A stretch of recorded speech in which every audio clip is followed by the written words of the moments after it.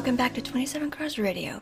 I'm your host, Brie Fauché, and today my guest is a co-panelist from Tara McCarthy's This Week on the Alt-Right, Steve Franssen. Steve is an accomplished author of the book Make Self-Knowledge Great Again. He's also a consultant and philosopher dedicated to winning the culture war and ending the threats of multiculturalism. Welcome to the podcast. Thanks for having me, Brie. Absolutely. I wanted to get you on after having you as a co-panelist on Tara's show because you just always have so much rich information to add to the conversation. Right. Yeah, it's a lot of fun being over there. I'm really glad Tara's had me on. Me too. So as per usual, I love knowing people's stories. So how did you become a nationalist? Oh, how did I become a nationalist? Well, that's an interesting question. I guess my real political awakening started with Ron Paul in, I believe it was 2008. I've heard a lot of people say that. Yeah, he red-pilled, probably hundreds of thousands of people. So I think the real mind-blowing thing was he talked about monetary policy and economics, and that was really unusual. I just thought, wow, this is really unusual. It's this old, nice guy from Texas. He's talking about money. and it sort of just, it woke something up in me, because I grew up in rural Oregon. I grew up around ranchers, and these were like really hardcore paleo-conservative sort of guys. So it sort of hooked into that for me, and I really ended up loving Ron Paul, and I was like the vice president of students for Ron Paul at my college, and it was a lot of fun. And so then I saw this guy, Stefan Molyneux, and he goes, Ron Paul doesn't have a chance. He made this video, Ron Paul, and he's just sort of like blackpilling on Ron Paul. And, but it made sense to me at the time. It was like, yeah, real political change isn't going to occur in this day and age with someone like Ron Paul. So I followed Stefan Molyneux, 2008, and fast forward to about late 2015. I believe Donald Trump was a candidate at that point, and I really liked Donald Trump. Just him coming down that escalator with Melania. I thought, man, this guy's a real alpha. He does. I was really apolitical before that. Like, I'm an anarcho-capitalist, and kind of like Molyneux, yeah. Yeah, exactly. And then Donald Trump comes on the scene, and I see Molyneux talk about Trump, and I go, fuck it, I'm gonna go for Trump. And this alienated a lot of people at first, but then a lot of people jumped on board. A lot of people in the anarcho-capitalist sort of sphere, they were like, what's this? But I was just totally for Trump, and I've been totally for Trump ever since. And I really see the value in nationalism now. So I would really say the three people that were the most instrumental in my political thought have been Ron Paul, Stefan Molyneux, and Donald Trump. So excellent. Yeah, I kind of was a liberal during those days, so when I saw Donald Trump, I was like, ew, I don't know. He's had so many wives. He's kind of this guy who just kind of sleeps around, and he's filthy rich. What does he know about the average Joe? I didn't get it yet. But I remember people talking about Ron Paul when he came onto the scene in 2008.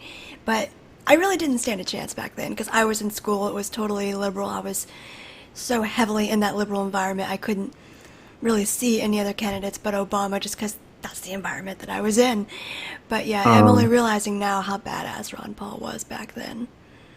Yeah, he was he's just a little too old. If you watch the videos from him in the 80s, he's like making fun, he's like calling out people for being fat, and he's just like a real fighter, but I think he's sort of tired out in old age. He was born a bit too soon, I guess a bit too late, or too soon. No, too soon, I guess, would be the proper. Too soon, yeah. I think he was born in the 30s or something like this. So he's old as hell. So old but still fighting.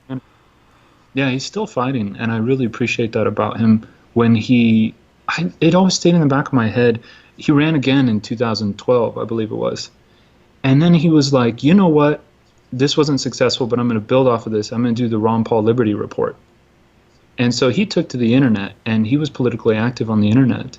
And that always really stood out to me. Like, he's still fighting. He's probably like 82 or something like this at this point. So, yeah. I think it's cool that for someone of his age, he realized the internet was the place to take the fight. Because the internet is where Trump gained so much traction. Would you agree with that? Yeah, I absolutely agree with that.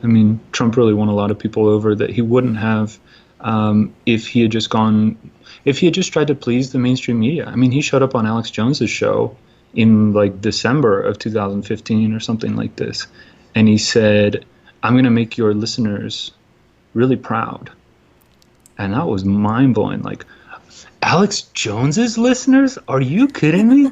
Is this guy into conspiracy stuff? Was he in, and I thought about JFK and all this stuff. What's Donald Trump going to blow the lid on? He's going to blow the lid on aliens, I So, hope that would be awesome. But yeah, how did you fall down the rabbit hole of discovering the alt right? the alt-right. Patrick Buchanan wrote a book, The Death of the West, I believe it was, and then he wrote Suicide of a Superpower. And I've always really loved Patrick Buchanan. He reminded me of my grandpa. My grandfather fought in World War II. He was a radio man, and he did some cool stuff. He came under fire from Nazi planes while he was in an airplane hangar, and he drove Eisenhower around. And he was a real salt of the earth guy. And Buchanan always sort of struck me the same way, so I always felt really friendly toward him. And I started reading his books, and he talked about demographics. And I didn't really know what to do with that until Stefan Molyneux said, look, we have to close the borders. We can't have a welfare state and open borders at the same time. So we have to close the borders. And boop, out of anarcho-capitalism I went. And I went, okay, we got to close the borders. So what came after that was this idea like, why would we need to close the borders? What's so valuable about this place? That's how disconnected I was from my identity, my heritage, so to speak. Why would we want to close the borders? What's so great about America? And then there comes nationalism. Because America is the best country on earth. From my point of view, we have the most freedom. You can maybe make a case for Switzerland or, one of these small European sort of states led by a prince or whatever. But nationalism matters because the people who created America believed in the ideals of America. And that's rather unusual. So that's sort of how I fell down the rabbit hole of nationalism. Long story short. Yeah, for me it was YouTube, like you said, discovering Stefan Molyneux's channel, and then seeing all the recommended videos on the side, and oh, that looks interesting, and you watch one, then you watch another, then you watch another, and then I started comparing it to things going on in the news, and like, oh my god, these people are right. Everything they're talking about is actually, I can see it happening. Like, I remember it was, I think what the event that really red-pilled me was the attack in Nice. Remember that? The Bastille Day attack I think it was last year. And The truck? right, the truck attack. And I heard people talking about Muslims and how they're always protected, and the media never says it was them, and they always try to make excuses. And then when I saw that happening, and the media did exactly what everybody says they're doing, that's when I was like, holy crap, yes, it makes sense now.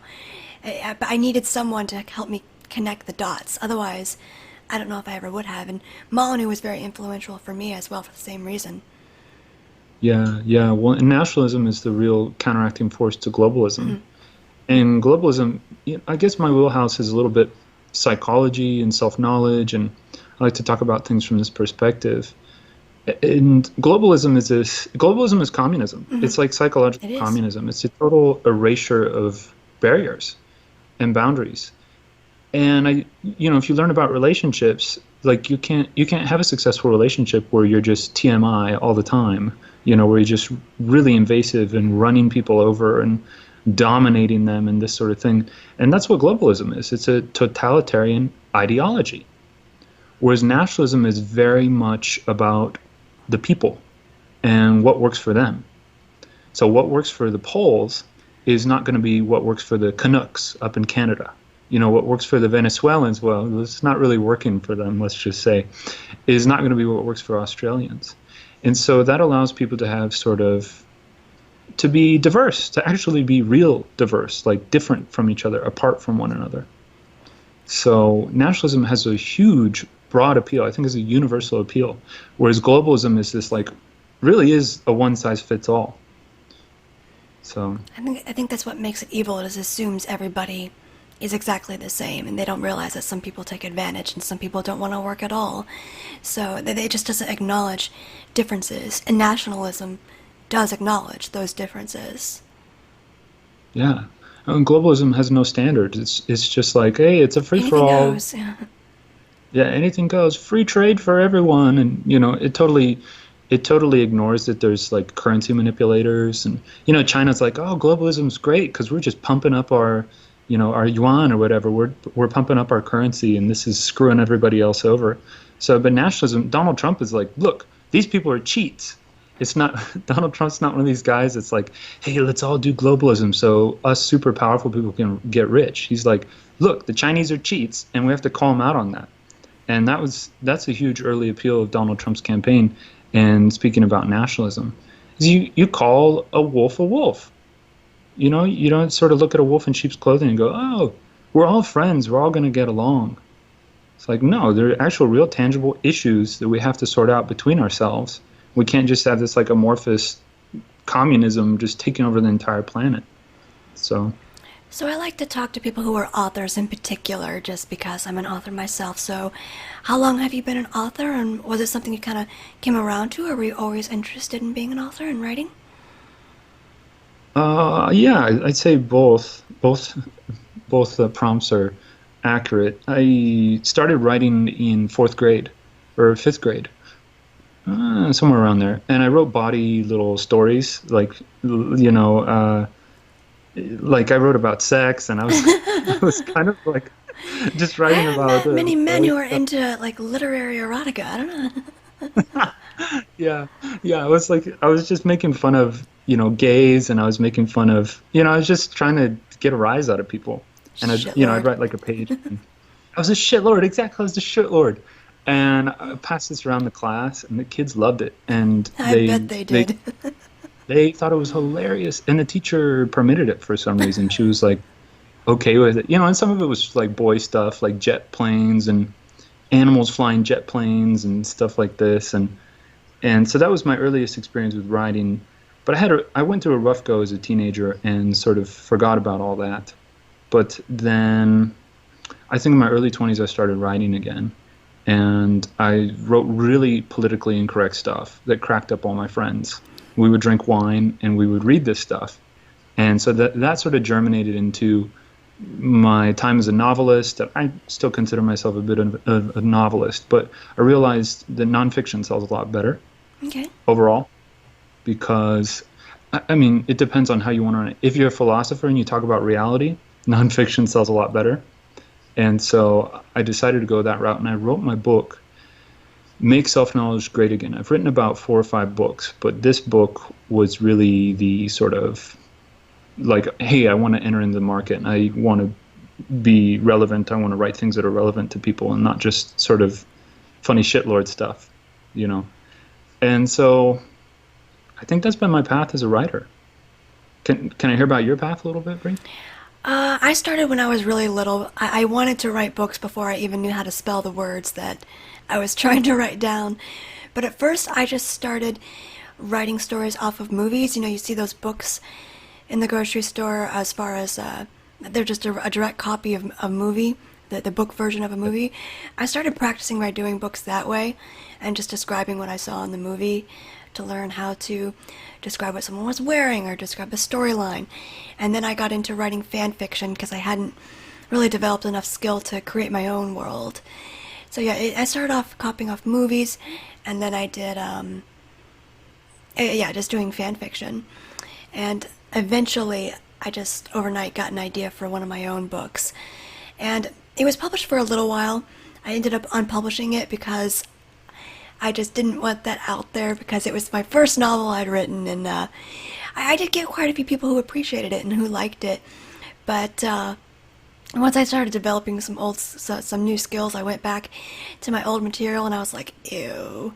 So I unpublished that. But then I kind of traversed into adult fiction, and then I traversed into uh, fantasy. And I've been working on the same fantasy trilogy for a couple of years now. It's taking forever. I feel like it's my magnum opus. But yeah, I think I just got good at the commitment to writing from being in college and writing essay after essay after essay after essay. And I got to a point where I could sit down and punch out 2,000 words easily, like in 45 Right. minutes. So I had a pretty big production as far as novelettes after a while. I started producing novelettes under a different pen name, 10,000 word installments, every week or 2 weeks, so I'd have a novel written in a couple of months, and I was doing that consistently. And then I kind of burned out because I was producing too much. Right. So I kind of took a step back and just said, I'm just going to work on this one fantasy trilogy for a little while. So it's been a little bit all over the place as far as what I've tried, but it was pretty much just writing. I couldn't stop writing. And Right. still try to do that to this day. I'm working on a project with a friend, working on this fantasy trilogy if it doesn't end up killing me. I'm aiming for a release date sometime end of next year. We'll see. Hmm. Ah, that's fantastic. Yeah. And so you prefer writing fiction? Yeah, I've always preferred writing fiction. I've written fiction since I was young. Yeah, I don't know if I'd ever tried nonfiction. Maybe one day. I mean, I am a columnist now. I thought maybe after a couple of years of doing that, I'll make a collection of my columns or something. Hmm. But if you want to see nonfiction from me, I pretty much just blog about it, blog what's ever in my mind as far as what's going on in the news. Right, right. Yeah, I like your blog. I've been checking it a bit. Thank So, you, thank you. yeah. It's the main source of journalists. I had a journalist from the Atlantic contact me recently wanting to know stuff about me, and I'm like, look, if you want to write a hit piece, just go to my blog. I'm sure you'll find something that offends you. Right, right. That's good. Yeah, they're always digging for Yeah. something. So, I hear you talking a lot about self-knowledge, and you just referenced it, and I've heard you reference it on This Week with the Alt-Right. Can you tell me more about that concept? yeah, sure. I'm basically obsessed with self-knowledge. So, self-knowledge. So I've thought about this a bit, how I was going to talk about this on the show. The sort of first virtue or the primary commandment of philosophy is know thyself. And you'd be surprised how many things flow out of that. If you can do it in a way that's philosophically consistent, so it's not like you have crystals around you and you're trying to like touch the healing crystals and divine what the spirits need from you, but you really sit and you just sort of like feel your feelings and have a dialogue with yourself. You start to come to some pretty interesting tidbits that really help you in your life.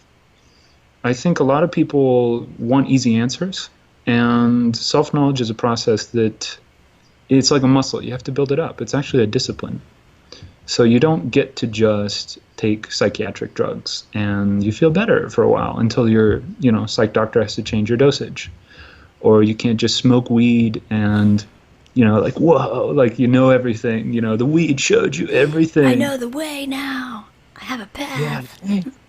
Yeah, exactly. Yeah, self-knowledge is one of these things where you have to be really empirical. You have to be kind of a scientist and go, what's going on for me? Why am I responding to the world the way that I am? Why are the things that are happening in my life happening? How am I affecting this? How can I improve? And then another crucial component of self-knowledge is your history. We really are a reflection of, if you know anything about developmental psychology and biology, it's that the human personality is really formed in the first 5 years of life. I mean, if you do homeschooling, you can homeschool your kid, you be with your kids, stay at home, and be pretty intensely involved with them for the first 5 years of their life, and then they start to take over from there. You can't leave them alone at 5 in the house or whatever, and cook yourself some steak, kiddo. You've got this. It's like you got to be Little there, olive oil, right? little Pam, you'll be fine. Yeah. Yeah, you got this, kiddo. It's like you have to sort of back off over time. But people really do start to take over for themselves at age 5. They start to be able to do more and more things for themselves. But what happens in those first 5 years is really, really fundamental.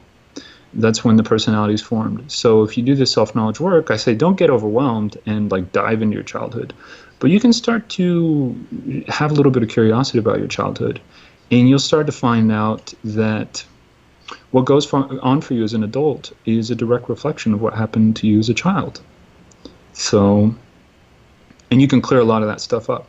So let's say a dog bit your face. It's kind of a wild example. But a dog bit your face when you were 4. And now you have dog phobia. You can't be around dogs, even like little dogs. This happened to my wife. She was bit by a parrot, or a parakeet. Ow. And it bit her eye, and it pulled her lower eyelid. It pulled at her lower eyelid. So she had in her 20s a real aversion to birds. This happens to people all the time. Stuff like this. I'm just taking sort of a basic example. Do you want to live with a bird phobia the rest of your life? I mean, you want to be an 80-year-old person and not be able to go into a pet shop because you're terrified of birds? And it's not such a hard job to just sort of reflect on that and remember how you felt when the parrot bit you and sort of process that. Oh, okay, well, it's better now. Like I was too exposed to that bird and that didn't work out for me. And so you can sort of heal from that. You can cry a little bit over it and you heal from that. And then you're less neurotic. You're less neurotic as an adult. And that lets you be more at peace, lets you be more relaxed. And when you're relaxed, you can be creative. So you look at some of the most, creatively prolific people in the world, they're very relaxed. They're able to just adopt a discipline and stay consistent. You can't do that if you're neurotic. You can't do that if you go out for a walk and 40 different things bother you because you're sort of a mess. Right? So I guess that's sort of a pitch for self-knowledge. I think that's my main interest in self-knowledge, and I've been able to resolve a lot of stuff through self-knowledge.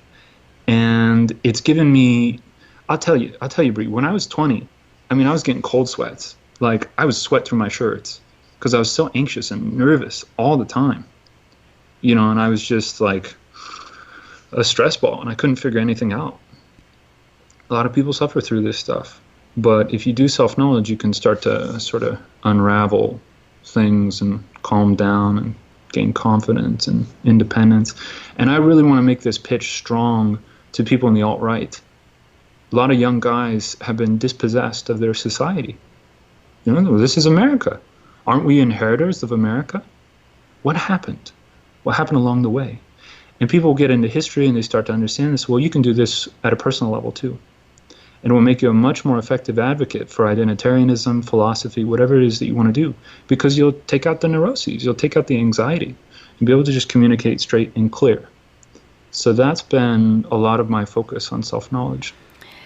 Have you ever heard of work? I think I've heard Carl Jung talk about this as far as healing the inner child.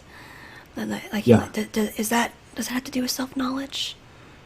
Yeah, I think it does. Yeah, I mean, the things that happen to us as children, what if you were bullied? Maybe you had a big nose and you were bullied for this. And then you take a huge diversion in your life, 3 months out of your life to save up money for a nose job. And you get this nose job and you're not satisfied with it. So then you get another nose job.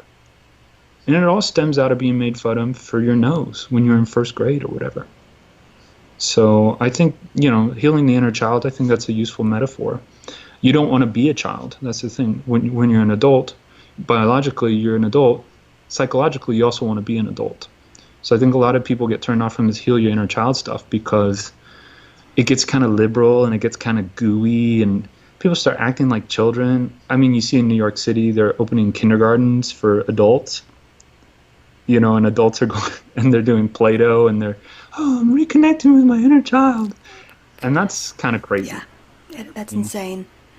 It's insane. So you want to have a real adult life anchored in reality as an adult. You want to be efficacious. You want to have a job. You want to have an education. So, people can get lost in that healing the inner child stuff. But I do think it's a chore. It's like brushing your teeth. If you do it a little bit, get lost in it, I think it can be of tremendous value. So what are the first steps you would say to gaining self-knowledge? Like maybe journaling or something like that? Yeah, journaling's good. Yeah, you can journal however consistently you can. And, something that I think is useful to do is go where the energy is at. So there's no real strong shoulds with self-knowledge. I mean, I talk about healing the inner child or, resolving your childhood. You don't have to do that. You can just go where the energy is. So if you sit down to journal and you feel really compelled to write about how you're going to bake some cookies later, then do it. Do it. And you'll be surprised. You might be a lot more aware and conscious when you're baking the cookies. So, the utility of it is up to you. But I do think a great place to start is journaling. And the other thing too, Tara has talked about this on her show, is meditation. Mm-hmm. And she does Vipassana or something like this. It's an Indian sort of thing, and you just bring attention to the different parts of your body and notice what arises. And I think that's very useful to just slow down and go, what's going on in my body? My stomach's upset? What's going on with that? People want to think in purely biological terms. Oh, my stomach's upset. That must mean that I need more food, and then they start to develop a gut. You're not really listening to your body a lot of the times if you're not slowing down. Might be because you're really angry. A lot of different emotions are stored in the body. So if you can meditate and just slow it down, you can sort of tune into what's going on. So you talk about how a lot of these alt-right guys need more self-knowledge. What future do you see for the alt-right given your experience with writing on the subject? Well, I think a critical leader in the alt-right, nationalist movement, he's a very young guy. His name is Nick Fuentes. But something that he's stressing lately is getting involved in the GOP. James Alsop is also talking about this. And I think that it would be a real lost opportunity for a lot of guys in the alt-right to divorce themselves from the GOP. The GOP is an established political structure in the United States, and it's been established for, I don't know, 175 years. I don't know how old it is, the grand old party. But I think that if we can become more sophisticated, understand optics, understand persuasion, how we're going to reach people, which requires a bit of empathy. I mean, and empathy comes out of understanding how you feel and how you experience things in the world. Then we can really graft ourselves to the tree of the GOP and take over the GOP and have real power. We cannot just be, academics in our ivory towers with our great ideas and our alternative organizations. Make the conservatives conserve again, type of thing? Yeah. We have to infiltrate, in a sense. We have to take over and dominate. And that happens through personal efficacy. It doesn't happen because you have the best ideas. So I think that's the future of the alt-right. I think the guys who are more self-aware are going to rise to the top. That's why I really appreciate Nick Fuentes, because he has a sense of humor about himself, and he understands how people experience him. And that's really important. I mean, we're getting the more extreme side of things where we understand you can't just go around doing the Roman salute and, have FBI guys around with Nazi, flags and shirts and stuff like this and just sort of pal around with them. Like, we sort of understand that, but that's at the more extreme end. We're going to have to become extremely subtle and extremely nuanced in understanding how people experience these ideas so that we can sort of get them to spread like wildfire. Nice. So, yeah, I'd say that's the future.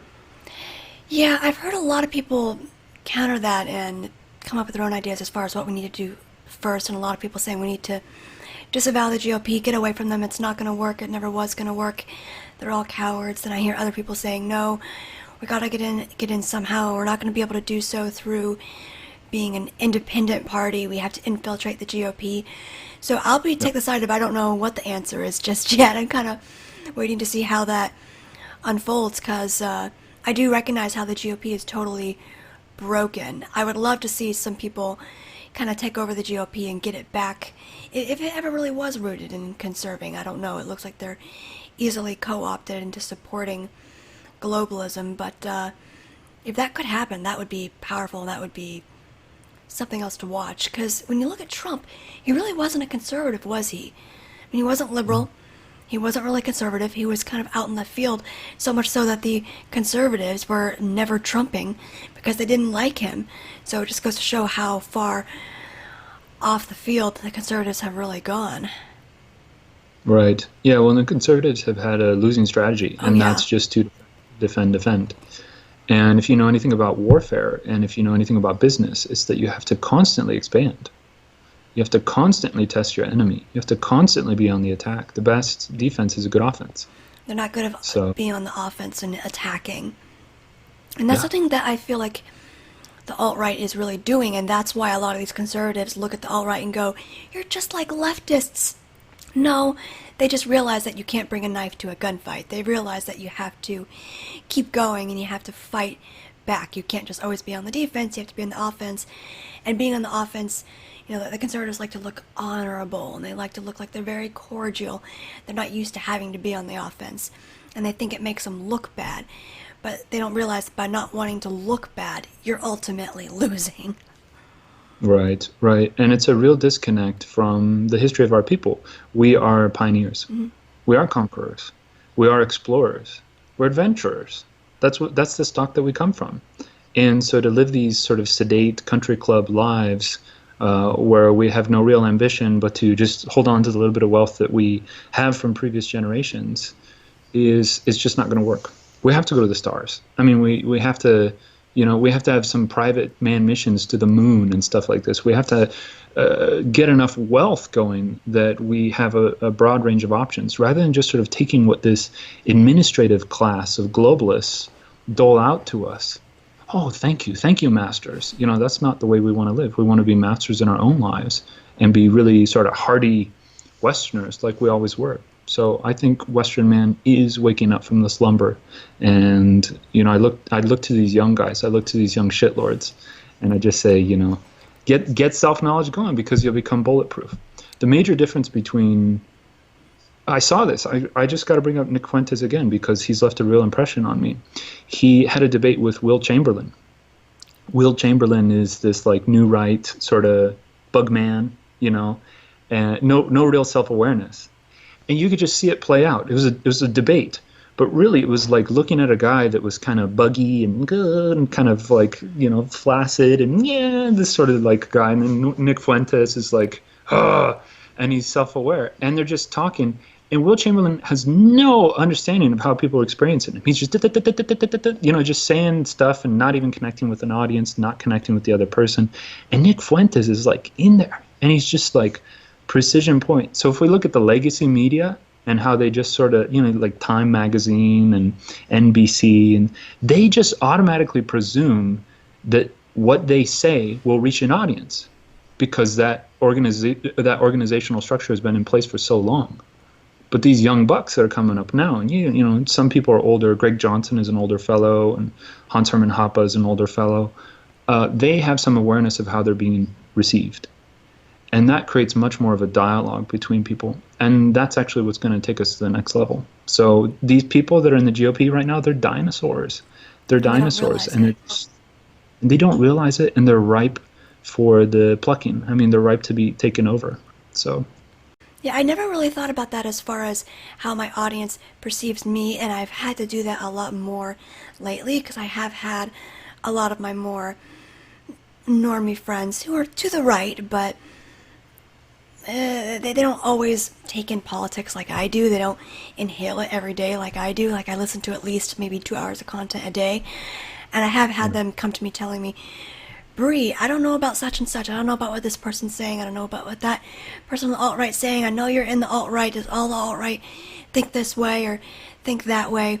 And it has taught me a little bit as far as my presentation and having self-knowledge and how, as you said, how other people perceive me by watching how they perceive others in the alt-right. And I don't think we should disconnect from that. We should always be aware of how we're perceived. And I know we talk about optics a lot, but it comes down to just you and knowing how your audience is engaging with you on a personal level with your material. Yeah, absolutely. And that's what makes for good leadership. And globalism and consumerism sort of completely and totally and wars, Vietnam War, the Iraq War, we can go back as far as the Korean War and World War II, have decimated the young adult leadership class in the United States. And we need leaders now more than ever. So if you are in tune with what people are sort of catching from you, then you can work it so that you get win-win negotiations and you can work toward a better society together. So the powers that be, the globalists, the internationalists, want us atomized. They want us to be radical individualists. They want us to be disconnected from each other and to be these like daycare generation babies that the left has right now.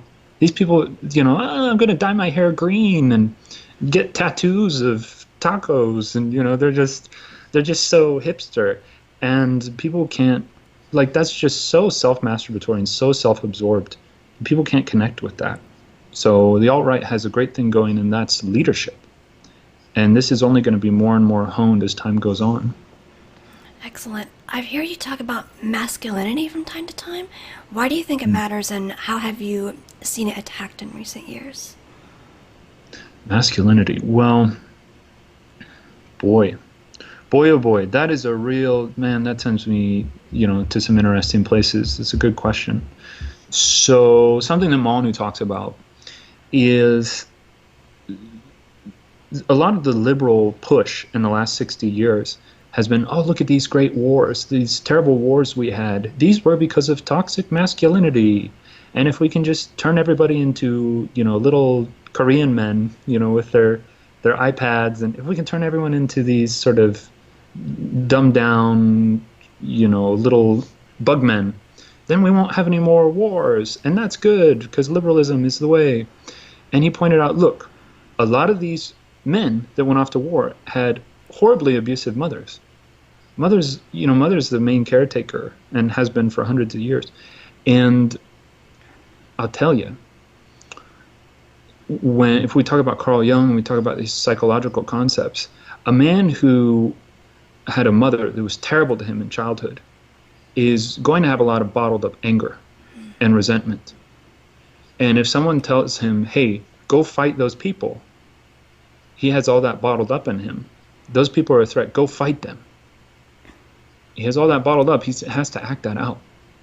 He has to get that out on someone. And Amanu points out, and some people pointed out, that a lot of movies featuring, like Angelina Jolie's like doing the fighting thing, and Kill Bill's doing, the lady from Kill Bill, she's doing this fighting stuff. Women aren't fighters. Women are nurturers. So it's this weird thing the media does where they sort of access this programming in people. This is sort of, this is a little out there or whatever, but it's been documented, Molyneux's talked about it, is they create this media to activate this resentment of women in men so that they're willing to be more violent and be more aggressive. So masculinity, true masculinity, is nurtured by good women. Only a good woman can raise a good man. And we've had single mothers with this welfare state. We've had the daycare generation. We've had all this bad mothering. So it's just an interesting angle to take on masculinity. But I really think it's important to encourage women to be better to men. That way they don't grow up resenting women. And then there's a disconnect in the family. And women have a huge responsibility in the early years of the development of boys. So that's one take on masculinity. There's many different ways to go on it. But, some of my focus is like, hey, let's raise boys to be strong and not to be resentful of women and to not be programmed with all this violence in them. I'm not saying you want to, as Mark Collett likes to say, wrap them in wool or whatever, wrap them in cloth wool. But you want to raise them so that they know how to use their intellect rather than like being spun off and really resentful of women. So that's some thoughts on masculinity, and that's one of the approaches I take. So. Yeah, I often wonder, like you mentioned Vietnam, what kind of damage that did to future generations, because we lost so many really good young minds that could have been leaders, and maybe that's why there's such a resentment for maybe like the boomer generation. We lost so many of them in that war, and that war after that, I think that's when the liberals really took hold of this toxic masculinity type of rhetoric or attitude, and they were able to use that to their advantage. They used Vietnam as a weapon. It got rid of some of the best minds, and that was a way that they could take an arrow to masculinity. Look what masculinity did, blah, blah, blah. Exactly. Yeah, but true masculinity is really about pioneering. It's about adventuring. It's about exploring. And yeah, there's a bit of conquering in there. But it's not this, you're a brute. This is like not an argument. Like calling people a brute and treating them like brutes. Like you need brutes. Mm-hmm. And we were having all this Muslim invasion, and the Muslims are all doing their boxing clubs and eating tons of eggs and just like beating each other up and praying to Allah in the streets, and all these like skinny, spindly European men are sort of walking around them. And so feminism really has hijacked what it means, what masculinity means. Masculinity is actually really important. Well, it's turned a lot of women into men, where they're walking around with bodily hair. I don't want to shave. Like, you just look like a man now. Oh yeah, and they're lifting huge weights. A lot of these women that do the CrossFit, they just look like men. So I lift And, weights, but I don't go too far with it. I don't want to be that person with like 100 pounds in my back. I've got a fragile back, guys. right, yeah, you're a lady, and you know how to be a lady, and that's what we need. We need people to come back to the traditional roles that serve civilization. So, you know, true masculinity really is to be, you want to be a good businessman. You want to be a tinkering businessman, an entrepreneur, and you want to encourage other young men to come up and to become leaders. That's masculinity. So all this crazy psychosis, madness stuff that sends people off to war, that comes out of the childhood, and that comes out of people being raised to be really resentful of the opposite sex, and that divides us all. And the liberals jump on that, and they go, "Oh, see, you've got attachment issues," and da da da da da, and they get all psychological. And it's like, come on, let's just be a little more traditional here. Let's remember our heritage and let's remember our identity. And that will root you a lot better than these like New York psychologists that want to sort of, oh, you know. Break down So that's everything, also, yeah. yeah, they want to write down everything. They want to psychoanalyze you and, you know, make a mountain out of molehill. And It's like, you know what's gonna you make know, you but feel really, better? Go climb a mountain. Go be a boy yeah, and exactly. go conquer that mountain. Yeah, exactly. Go achieve.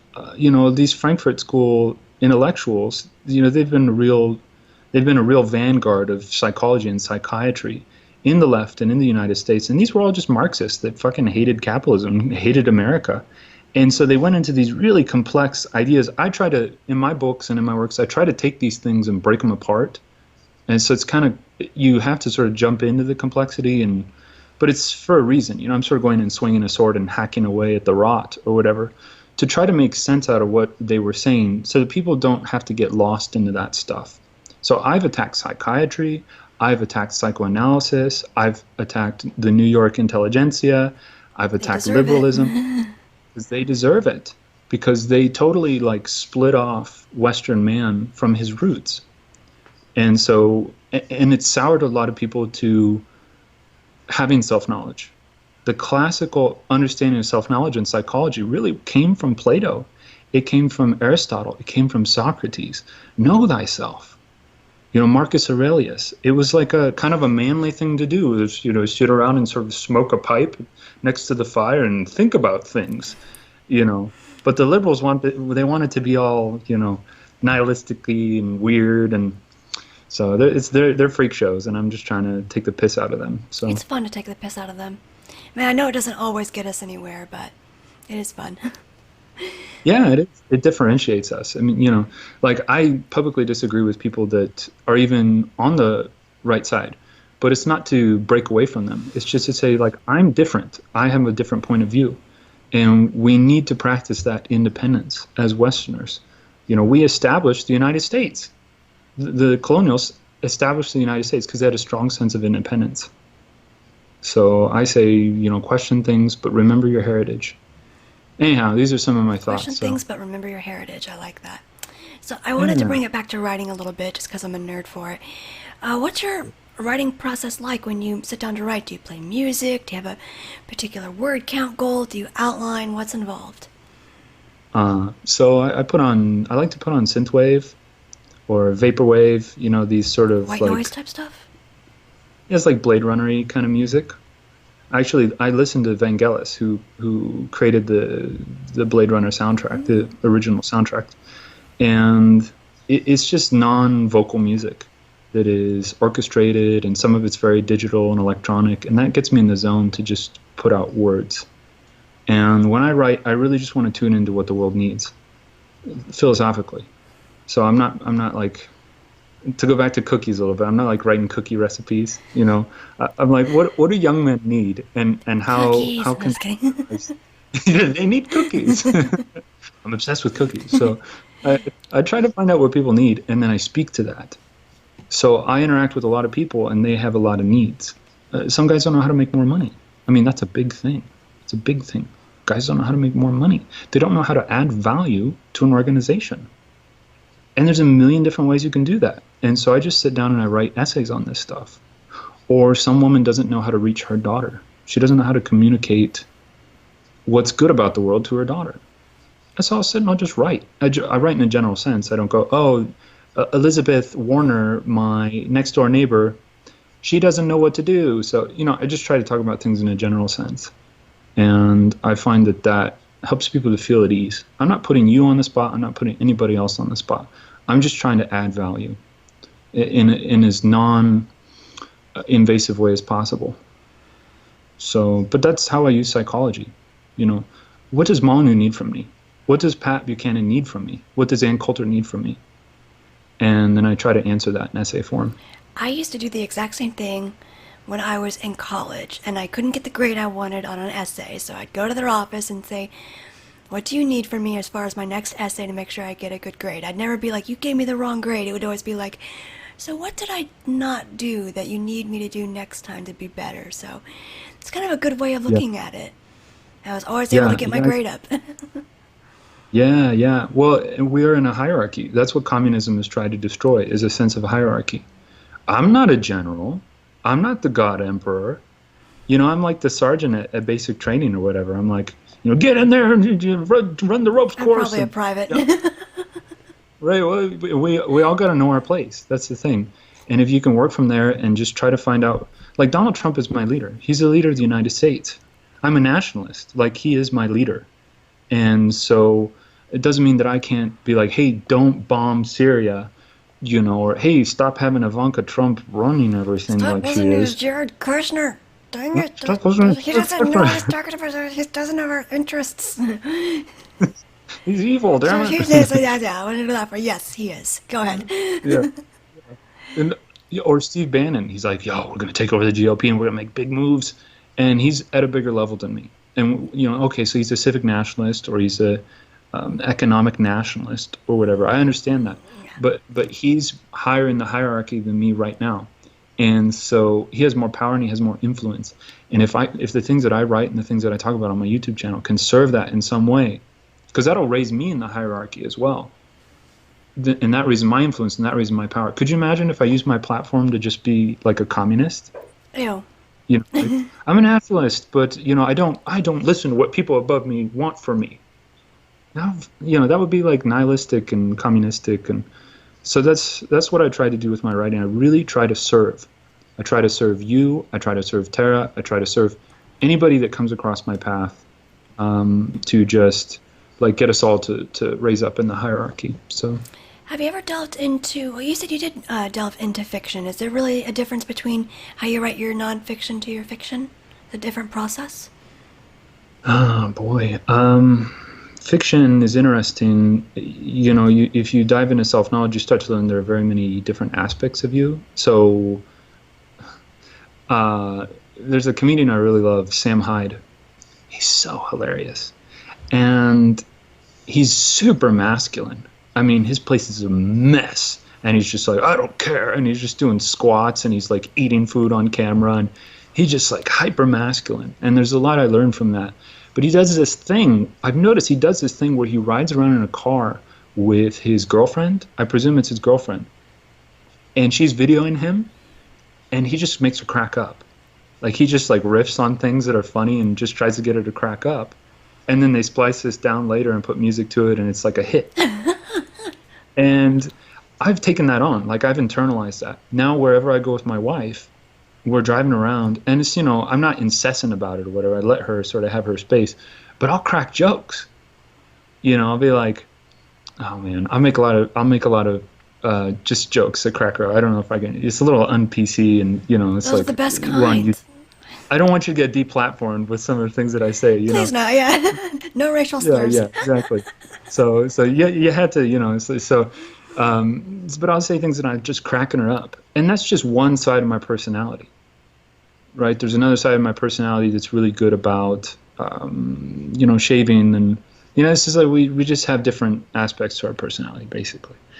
And so to tie this into writing fiction, I think a really cool way of writing fiction is to take, say, 8 sides of your personality, 8 characters that you are. I mean, so I can be a real cowboy sometimes, and I'm like, I wear these, I'm wearing my boots, I'm wearing a cowboy hat, and I'm out, driving my pickup, got a 1983 Toyota pickup, and I'm just out on the salt flats here in Utah, and I'm just like, hell yeah, this is living, But 4 years ago I was living in Beijing and I had a watch and I was walking through the subway. So I'm just like kind of a dynamic guy in some ways. And if I could take like 8 of these people and put them in a room and see what kind of dialogue comes out of that, it's really, really interesting. And I actually think that fiction is a direct reflection of the inner world of the author.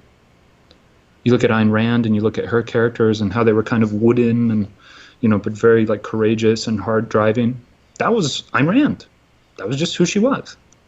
So I like to take fiction and just sort of look at who I am at the time. Who I am now is the chemical makeup is a little different than who I was 4 years ago. I'm a lot more of a nationalist now, much more of an identitarian. Might be why I unpublished my old work, was because it reflected who I used to be when I was liberal.